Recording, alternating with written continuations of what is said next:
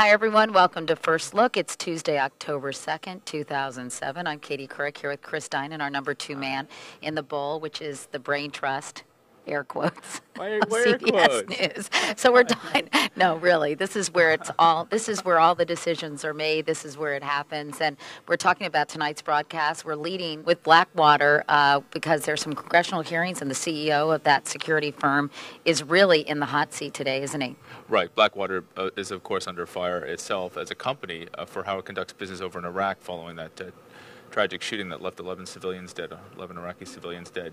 So he's there defending his organization and how they operate on Capitol Hill, and he's taking flack for what's been going on the past few years. And then we're going to do a bounce piece on that. Liz Palmer's going to take a look at, well, what will the ramifications for their behavior be? What are sort of the rules of engagement for these security firms? They've been accused of behaving like cowboys over in Iraq and really not following any rules of engagement, if you will. So she's going to take a look at how do you mete out punishment in a situation like this, right? Well, in a combat zone, let alone one like Iraq, where don't seem to be any rules at all, how you operate and conduct yourself while trying to protect people who are targets for terrorists is obviously a very Byzantine process. So we'll try to figure out what rules. Good word. Well, I try.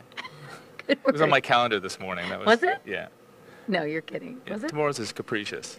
Oh, that means sort of unpredictable. Yes. That's a good word, capricious. Anyway, go ahead. Trying to get ahead. So she'll try to explain the rules in which these people operate. All right. Also coming up real quickly, we've got Wyatt Andrews taking a look at sentencing guidelines for powder cocaine versus crack cocaine because they're quite different, and some people think they unfairly penalize African Americans because they're most often convicted of possession or use of crack cocaine versus powder cocaine. And finally, we don't need to mention every piece in the show, but we're doing a one-year anniversary of that tragedy in Lancaster, Pennsylvania, where all those little Amish school children were killed, and that is such an upsetting story. And of course, it's got something positive about it in that, I don't know if you can really say that, but one of the things that came out of it was this whole notion of forgiveness, and the Amish community and the way they reacted was extraordinarily moving. And Byron Pitts, who covered it a year ago, went back down to Lancaster and will give us an update on how that community is faring. So I think it's really a good show tonight. We're going to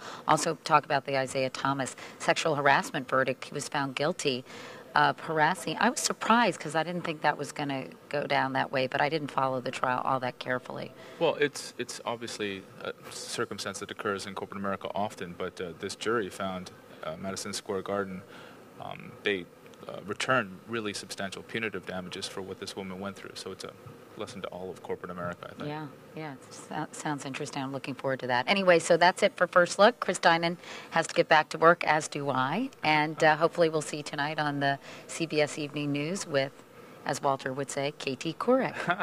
See ya.